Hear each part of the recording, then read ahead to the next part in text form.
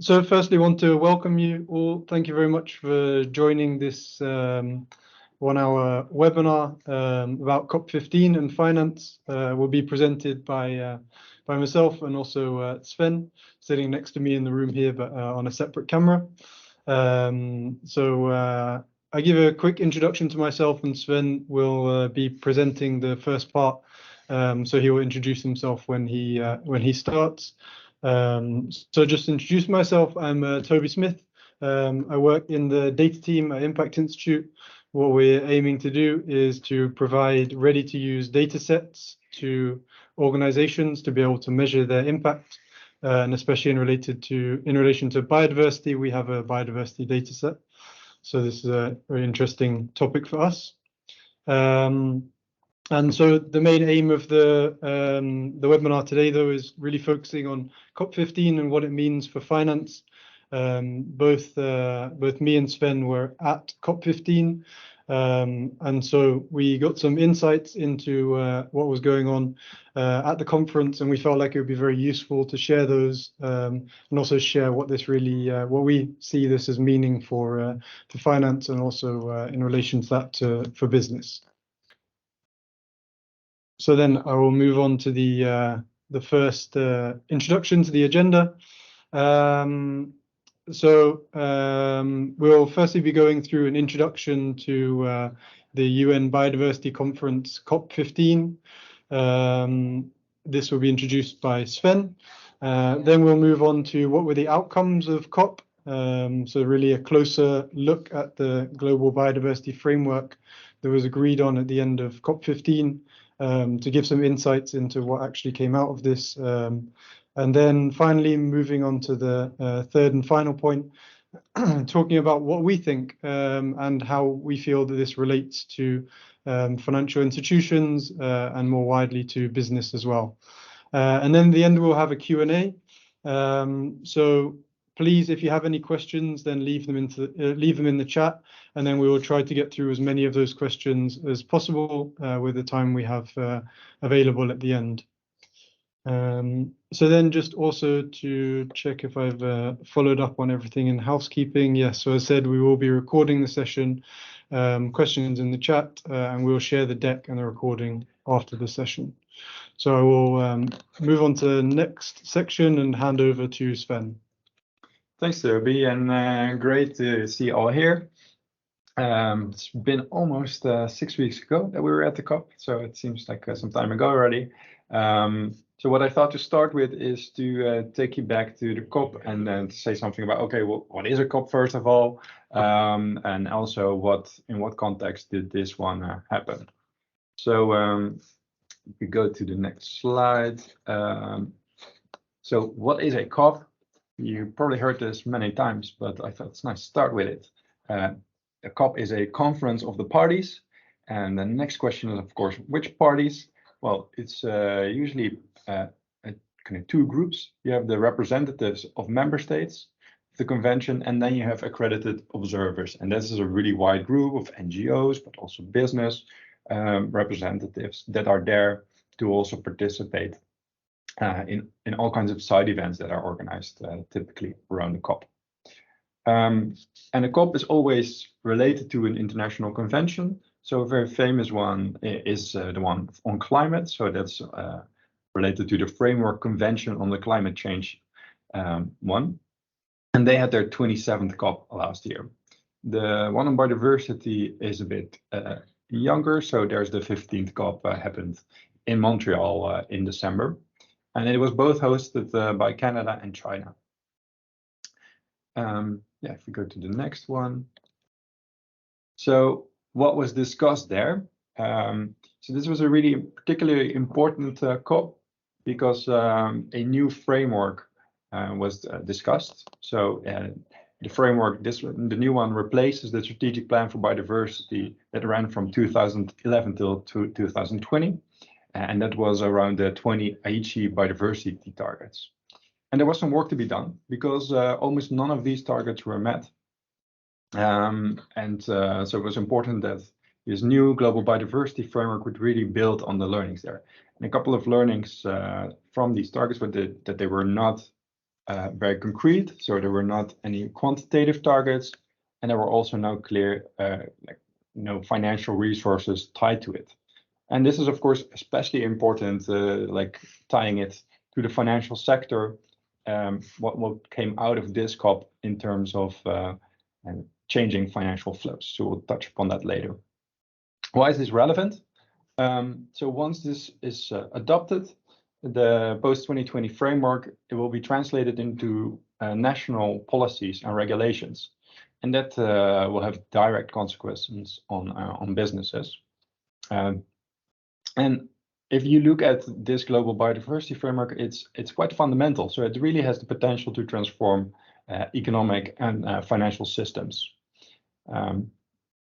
To ensure there's a level playing field where we respect planetary boundaries, and this becomes a competitive advantage, like taking care of biodiversity in business models.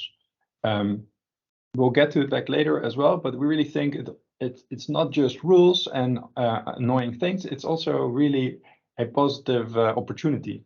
There's really a new market that's being developed. So that could be a nice opportunity for financial institutions. So what are the main elements of this new global biodiversity framework? It starts with the vision for 2050, and I think it's really beautiful. So it is living in harmony with nature. I think nobody can be against that. And this is the grand vision that's being made more concrete with 4 goals.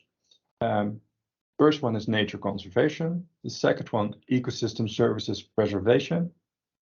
The third one, access and benefits sharing. And this is really about genetic information, for example, that cannot be privatized and should be shared between all kinds of different stakeholders, especially benefiting indigenous peoples and local communities.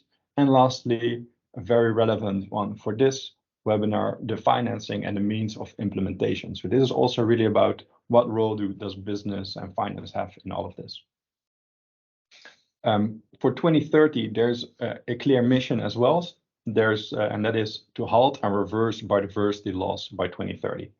And that's quite a mission. If you look at what's happening, the biodiversity loss has been really steeply increasing over the past years. So the goal is really to bend that curve towards stopping the loss and even going to maybe a positive contribution on that. 23 targets have been set. This time they are quantitative. So we will dive deeper into what numbers were put to them after this. And they're around 3 groups. First one, reducing threats to biodiversity. And the second one, sustainable use and benefit sharing. And thirdly, implementation and mainstreaming. So let's dive a little bit deeper into the actual targets. So I also really recommend, if you go to the next page, to read the GBF, the Global Biodiversity Framework, because it's actually not a very long document. It's 15 pages. And I find it much more accessible than many other treaties or frameworks. So we will put the link in this presentation as well. So take some time and read it. And then you also see that the language is used is quite interesting. You could really see that many people were involved, and that there's a very inclusive language in the document. So if we look at the 23 targets, I wanted to cover a couple of important ones, but not go into detail of all of them. So if we look at the top ones, the first target is to really halt and reverse nature loss. That's what I said before as well. More concretely, the second target looks at restoration. So a target is set on restoring 30% of degraded land. Then there's the 30 by 30 goal. So that's the conservation of 30% of Earth, both on marine systems and terrestrial systems. And they should be conserved and managed well. Then 2 interesting ones that I wanted to point out in this column are on pollution and climate. So on pollution, the goal is to really halve food waste. That's really ambitious and an important one, and also halve the risk of pesticide and chemical risk. If we then look at climate, there's of course a really a nexus between climate and nature. They can influence each other in a positive way, but also in a negative way. So that's also a key one, that the impact should be minimized on ecosystems using nature-based solutions that also help the climate. And you saw that language also in the last COP on climate. Then, if we look at the third column on implementation and mainstreaming, there are 3 that really stand out and that we think are particularly relevant for financial institutions. So target number 15, that looks at the role of business and finance. And it says, hey, you need to take an active role in understanding, monitoring, disclosing any risks, but also dependencies and impacts that you have on biodiversity, and show how you tackle them and improve them.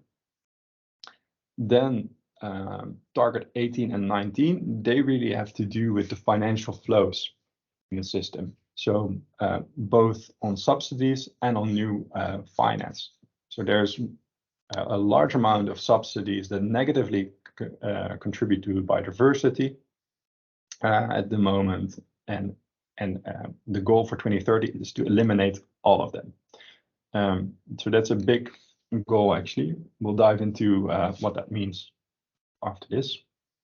And then target 19, that's really on more, what new financial flows need to be met in the coming years to get to the goals that have been set. And the idea is that biodiversity funding needs to be increased to $200 billion every year by 2030. So if we go to the next page, we'll start with target 15. So take measures and disclose on biodiversity impact. So a really ambitious target there that also really aligns with how we think about impact. We think it's really important to look at the full value chain, and that's actually specifically mentioned here as well, that financial institutions and businesses will need to really understand not just how they depend on ecosystems, but also what impact they have on that, and also what risks those bring. And just so not only open operations, but also the whole value chain.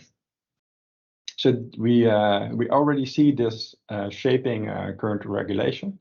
So looking at EU, there's the CSRD, and the specific disclosures are currently being drafted. So you have the ESRS and E4, which is specifically on biodiversity and ecosystems, and it also mentions the GBF, and you really see concrete disclosures in there on what needs to be reported on regarding biodiversity. There's also other regulations, such as the Directive on Corporate Sustainability Due Diligence, that really looks at more at the responsibility of companies. That again also really goes beyond the own operations to really understand what risks are there in my value chain, and also the responsibility to address them properly.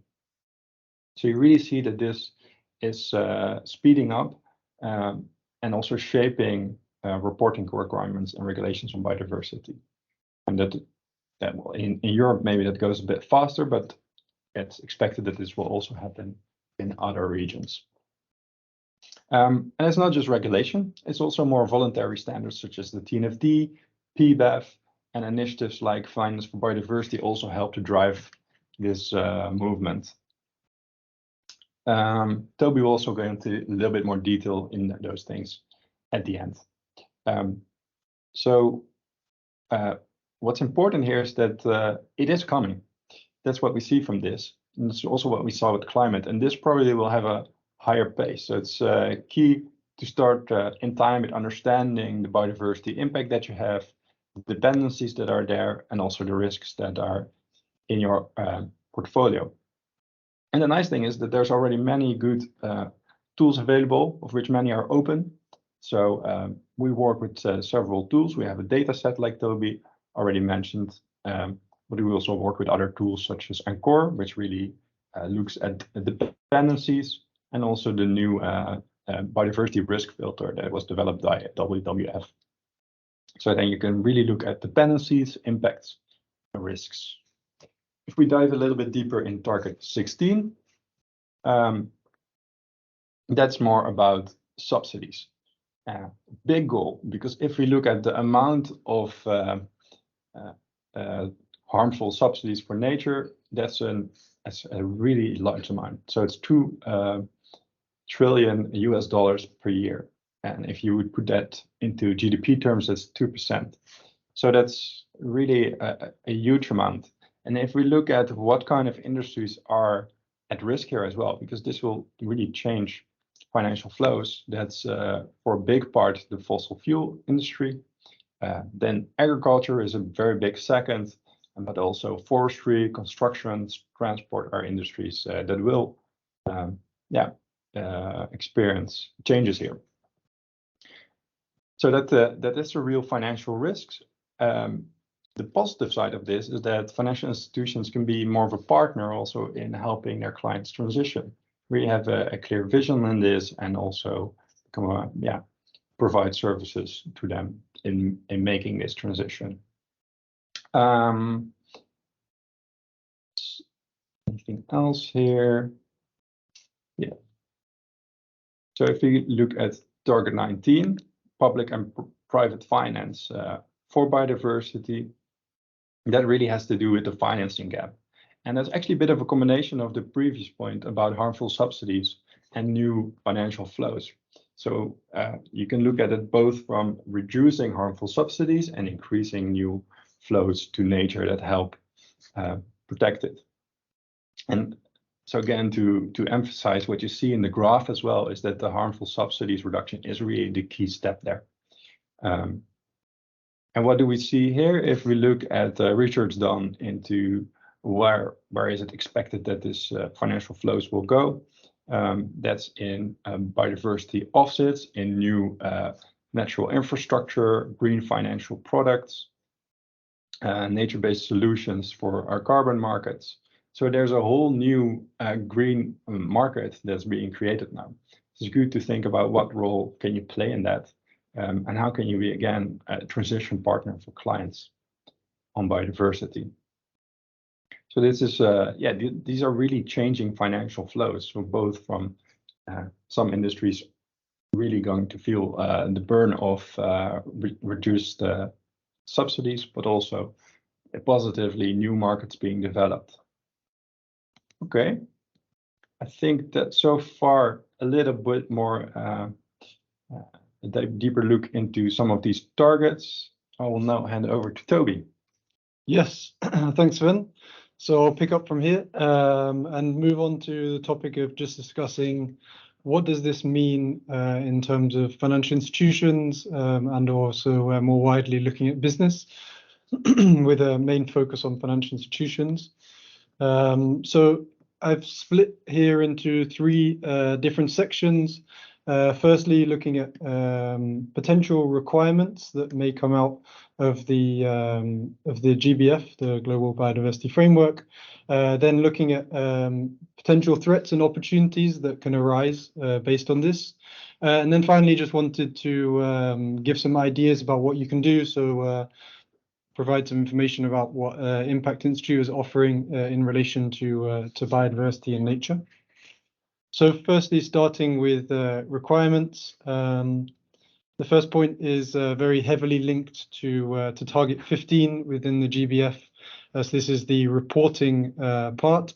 So as introduced by Sven, there is a coverage within target 15 that says about the reporting of dependencies, risks and impacts, and then to cover those for own operations, for value chains and for portfolios. So I think for financial institutions, this of course heavily links to personal reporting in terms of own operations and value chains, for example, procurement, but then also looking at portfolios. For us as Impact Institute, this really aligns very well with the work that we've been doing over the last years. So really digging into looking at the impact that is generated from value chains, for example. In a lot of the work that we do, we very often see that one of the largest, or if not usually always the largest contributor to impact as a whole is from the value chain. So we're very happy to see that this being included here, because it is, of course, such an important part to consider and to look at. Then one thing I think that's also good to mention here is that I started off saying that these are potential requirements for reporting. It's good to be clear that at the moment, this is not a legally binding international treaty, the Global Biodiversity Framework, but it has been agreed by governments. And so it, of course, sets the pathway, and seems very likely that then this would align with new policies and guidance that and regulations that governments will be putting into place going forward. So then I wanted to link this to related initiatives. So I see in the chat there's already a question about TNFD. So firstly, I wanted to start with finance for biodiversity. At COP15, finance for biodiversity were very present, very involved, and I think that we see that finance for biodiversity provides very good guidance in terms of data providers for organizations that would like to take the first steps towards making these kind of measurements that are required within Target 15. Then looking more at the framework side of things, there's PBAF. So this is the Partnership for Biodiversity Accounting Financials. So providing a very good framework to organizations who would like to be able to more on the footprinting side of biodiversity, be able to footprint. Then there's TNFD. At COP15, TNFD was really a hot topic. It was raised in a lot of the different discussions and a lot of keynote speeches.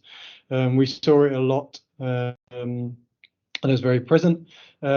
Just to give a little bit of background to anyone who may not have heard of TNFD, it stands for Task Force for Nature-Related Financial Disclosures, also related to the TCFD, which I think is more used at the moment, which is the climate-related version of TNFD. At the moment, they're on version 0.3, so they are releasing, they're following a software type approach to making releases. So they start with initial releases before they make the initial final release of version 1.0, which can be used and reported with.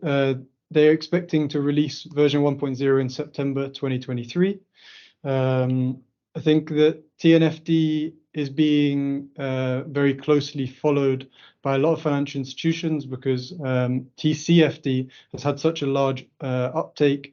Also, for example, in the UK, it's now mandatory for a lot of organizations. So this, of course, seems to pave a way for the future of how nature-related financial disclosures will go ahead. And also, I think there was a question in the I saw in the questions that how does the Global Biodiversity Framework relate to TNFD? I think it relates very well, especially in this Target 15.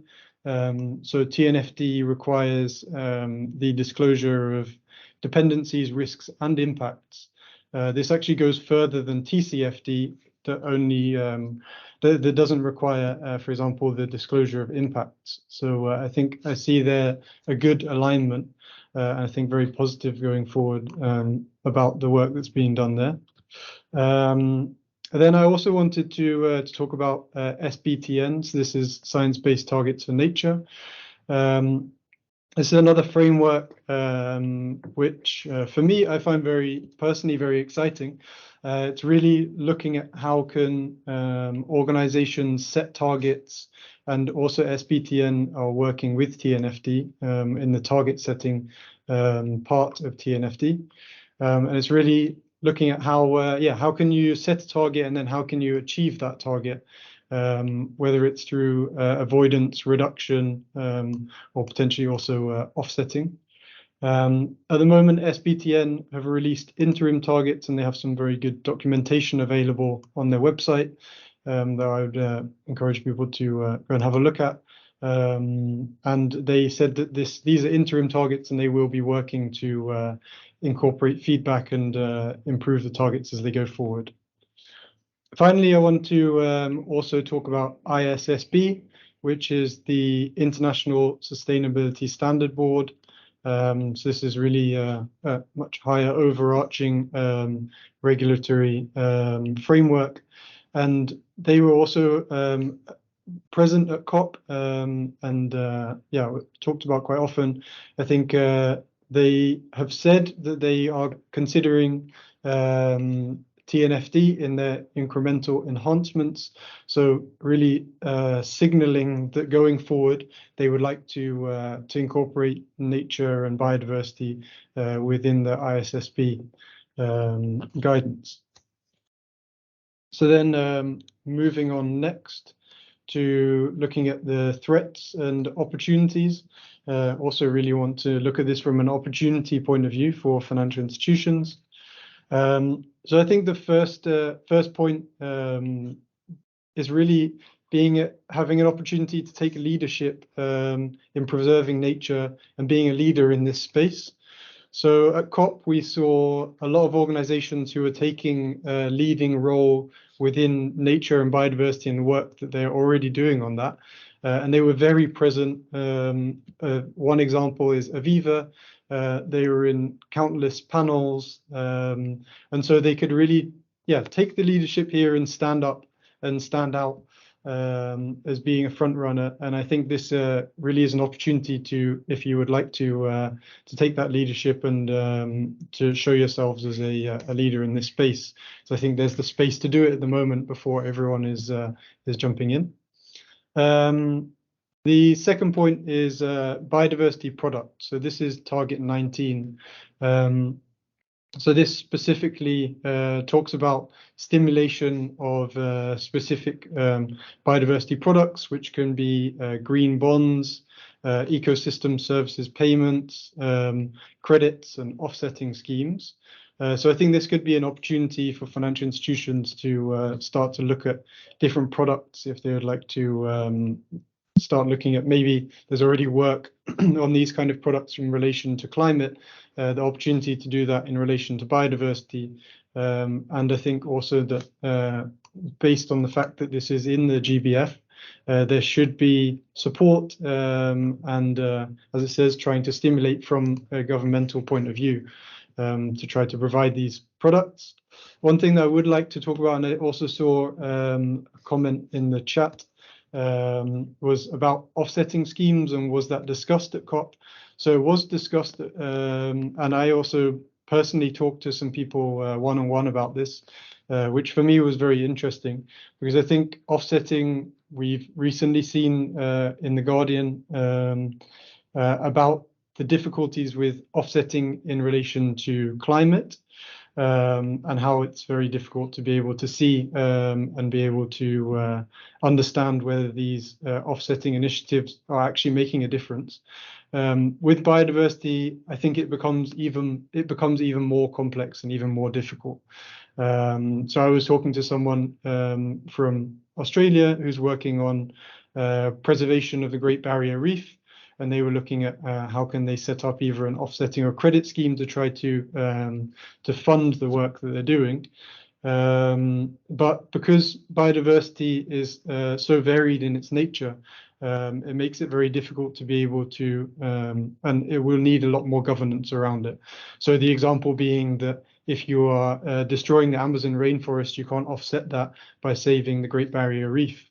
really needs to be like for like considerations of offsetting in this area, where with climate it's quite easy because climate change is more of a global phenomenon. So it seems like an easier way to approach offsetting. I then wanted to talk about biodiversity aligned incentives. So there's also within the GBF, within Target 19, also saying about subsidies, as Sven said, and also it explicitly mentions the promotion of private blended finance and also the encouragement of biodiversity, private biodiversity investment. So this is again something that is a signpost that it seems like these would be areas for financial institutions to be able to move into and to develop, and would expect that there would be support in being able to work towards those. And I think it's both, especially on the subsidy side, a threat and an opportunity, because the channeling of funding towards biodiversity positive or biodiversity aligned approaches will provide an opportunity, but potentially a threat if you're involved in areas where they are reliant on subsidies that are harmful to biodiversity at the moment.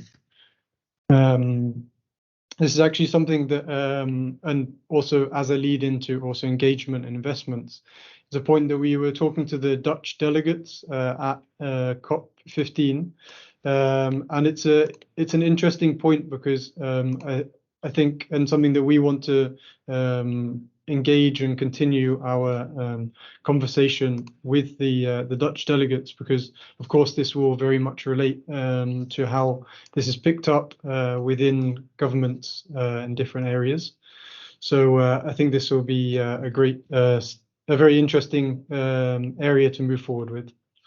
So then talking about the engagement investments, this, of course, firstly talking about engagement, being able to measure and understand the main contributors to biodiversity within, for example, portfolios, and being able to engage with them will, I think, be a very great opportunity moving forward to be able to contribute to the biodiversity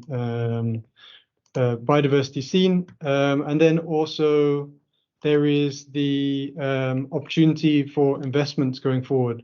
So within multiple targets, so I've put multiple here, so target 2, 3, 6, 7, 8, 13, and 19.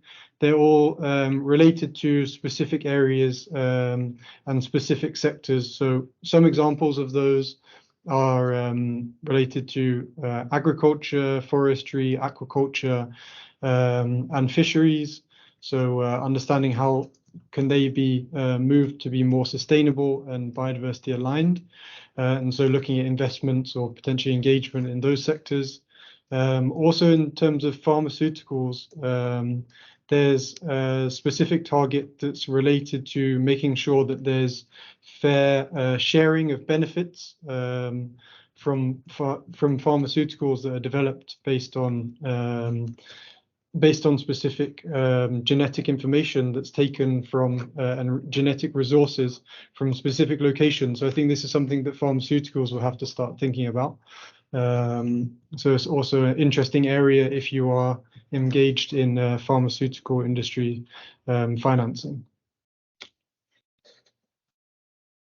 Then just to talk about also to provide a related initiative, NA 100. So this is Nature Action 100.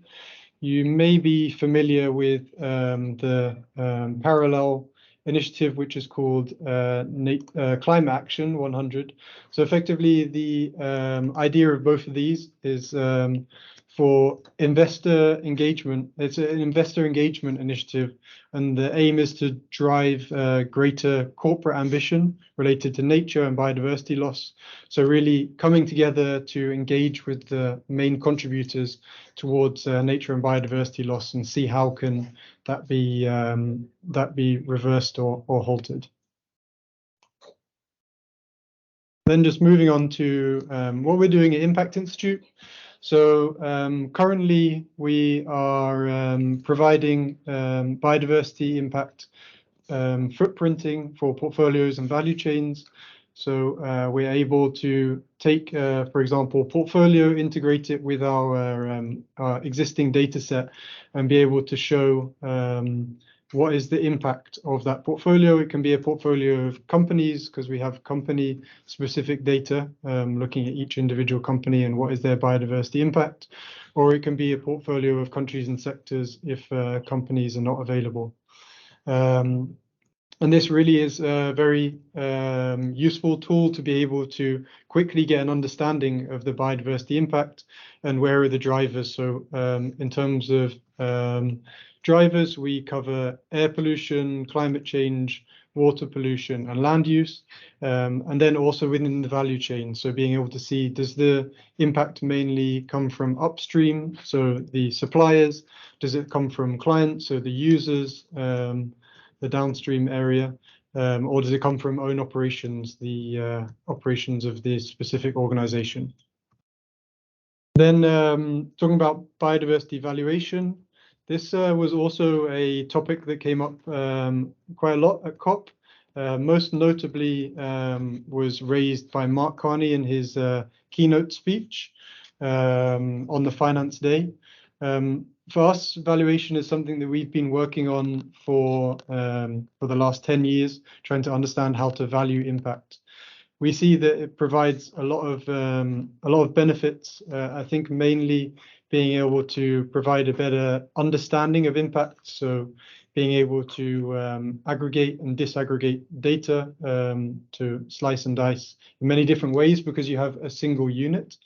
And then also in terms of communication, so being able to communicate to stakeholders who maybe wouldn't understand slightly more complicated or less often used units of biodiversity loss. And then finally, also being able to compare different impacts. So when you're looking at biodiversity, then you may want to look at other impacts as well and put those into context.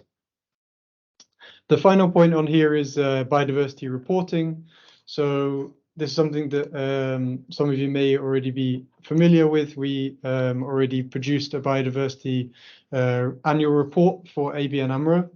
And it's something that we're actively working on developing new reports and something that we see as very valuable and very much related to GBF. Because, of course, in that first point, in terms of requirements, being able to report on your impact of operations, value chain, and portfolios is a requirement in that, and then also a requirement in relation to PBAF, people who have pledged for PBAF, and also within TNFD needing to make those disclosures. I then finally wanted to talk about what's upcoming for Impact Institute. So we are looking to do biodiversity pilots. So this is, as I said just previously, this is in relation to PBAF, TNFD, SBTN. We are one of the TNFD data catalyst members, for example, within that working group. So if anyone is interested to talk to us about these pilots, then it's something that we are actively looking to start doing at the moment. Then in terms of biodiversity strategy, there's can be multiple ways that strategy can be developed. It could be, of course, if you start with reporting, then it's how do we incorporate this within our strategy moving forward. TNFD framework, I think, also helps a lot with that. Also, science-based targets for nature. But can also be strategy in terms of looking at threats and opportunities related to biodiversity that arise from the Global Biodiversity Framework, and something that we would like to engage with, helping understanding and developing understanding in relation to these threats and opportunities that can come from, for example, transitions within different sectors. So that's also something that we have a focus within our consulting teams on looking at specific sectors, so sustainable finance, but then also looking at the energy, water and infrastructure and then responsible value chains and more corporates, and how can they make transitions towards more nature positive or nature aligned practices.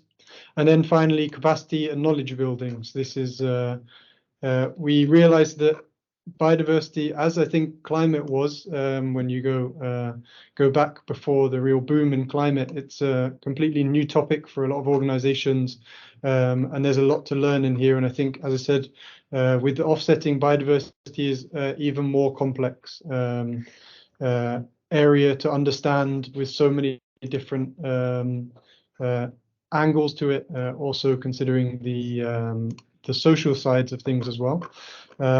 So we can give capacity and knowledge building in the form of webinars or joint sessions to be able to share knowledge within your organizations and develop your internal understanding and knowledge. So that brings us to the end of the presentation. We have 15 minutes left for any questions. I think I've seen, as I was talking, that Sven was maybe replying to some in the chat. I don't know, Sven, if you have any that you would like to pick up. So let's get started with the questions. And thanks so much. Really nice to already see some conversations going on in the chat. That's always great to see. I'll just start from the top, and then we can work our way to the bottom. So I think Toby already touched upon the question about how the post-2020 Global Biodiversity Framework relates to the TNFD.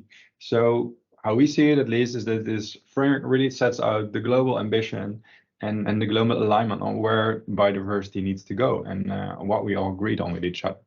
So this will inform existing regulation, existing frameworks, and it's a bit of a it goes a bit both ways, because of course TNFD was already there and they were also very present, so they probably have an influence on each other. What we see and what the TNFD also explicitly said is that they want to align with GBF. So that most of the frameworks will really be guided now by the GBF, and that's also nice because that gives clarity on what's the bigger picture, what's the vision, and where should that all be heading. I think just one point I'd like to add as well is in one of the sessions I joined at COP, we were talking specifically, it was about data for TNFD, and there was a lot of questions around opportunities. So understanding, okay, so I can map out my portfolios or my business, and I can start to understand what is the biodiversity loss related to this, the dependencies, the risks. But then really taking the next step to understand what can I do about this, and where are the opportunities in, for example, bending the curve to moving towards better business practices. I think GBF also provides some ideas related to that. So as I was saying, looking at specific sectors, the agriculture, forestry, fisheries, aquaculture. So I think this also relates to the opportunities as well, and seeing that the 30 by 30, for example, as well. The kind of areas that really need to be focused on by business and financial institutions moving forward to develop those opportunities. Yes, and then there was, I think, the offsetting questions have been tackled already. Then one on regulation. When is all of this happening? When do things need to be disclosed? So that, of course, depends on what region you're talking about. So like Toby said, the GBF itself is not regulation yet. It informs regulation in different countries and regions. If we look at the European context, it moves quite fast. So there you have the CSRD, and part of that is it's already very specific on biodiversity. So that's all in the ESRS, so the sustainability-related sustainability disclosures, and that needs to be done over 2024, and that then it's already mandatory, and that needs to be published in 2025.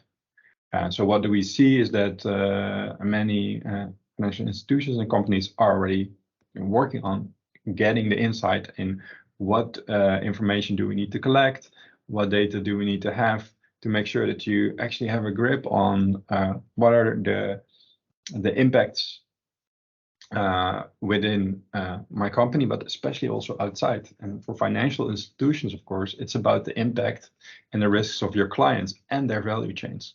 So it takes some time to really get a grip on that. So that's also why we said, yeah, key to start now, especially in Europe, and to understand it and improve it, of course. I think that was a very nice addition in chat by Sanne, that target 15 is not about disclosure. It's that's not the purpose. In the end, that disclosure needs to lead to action and biodiversity actually improving. So it's a very important thing to add there. Let's see. Any other questions that you spotted, Toby?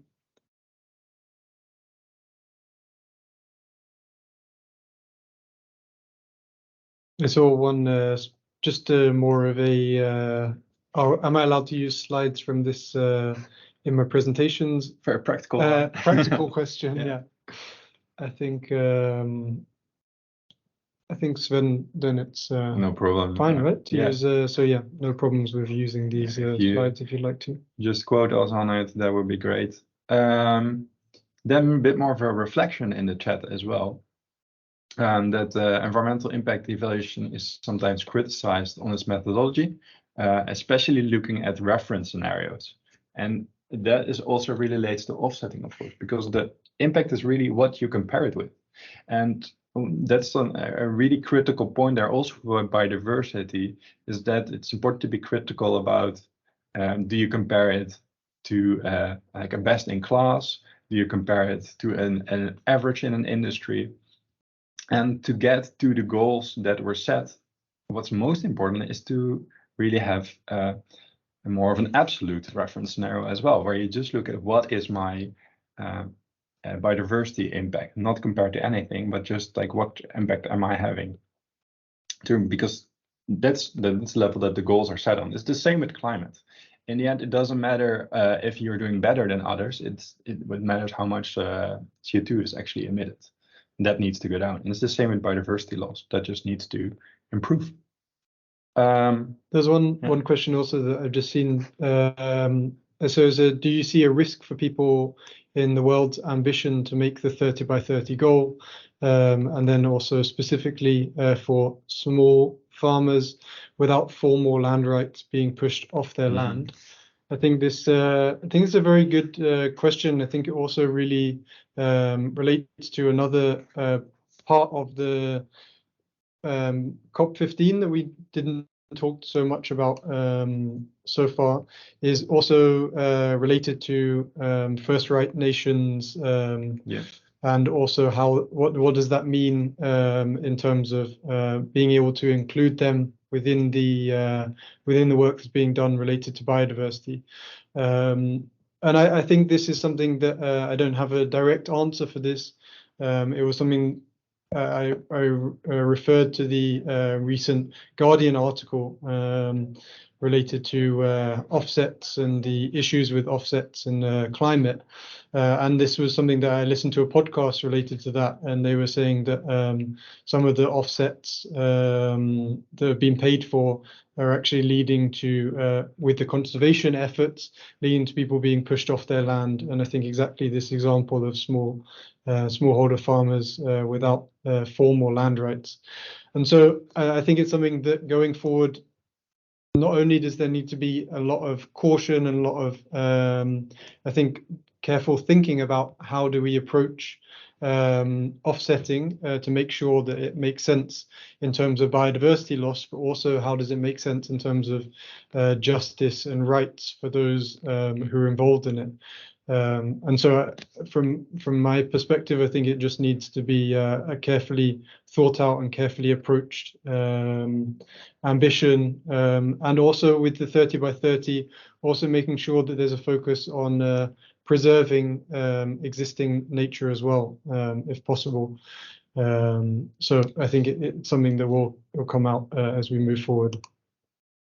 Something that also I think for Impact Institute is very important, because we now focus here in this webinar on talking about biodiversity, but our main aim is to look at the wider spectrum of impact. Exactly. So what does an action by an organization, by a specific business action have?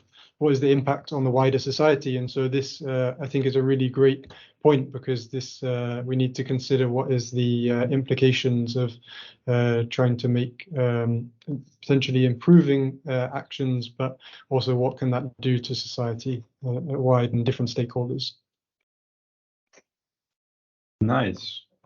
Okay. I would say we close off the webinar. If you have any remaining questions or thoughts, feel free to share them with us. We'll share our email addresses as well. We're happy to do any follow-ups if you're interested. Yeah, thank you so much for attending. Thank you very much. Hope you all have a great day. Bye-bye.